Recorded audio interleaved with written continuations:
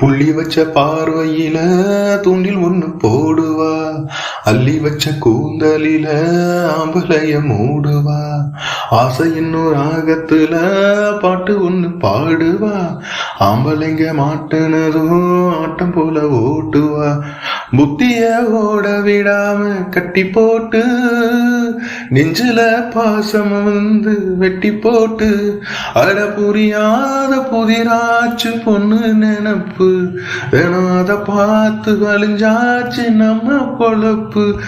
தேவதாசு கதைய போல என் கதையாச்சு, ஒரு தேர போல எனது வாழ்க்கை தெருவில் நின்னாச்சு.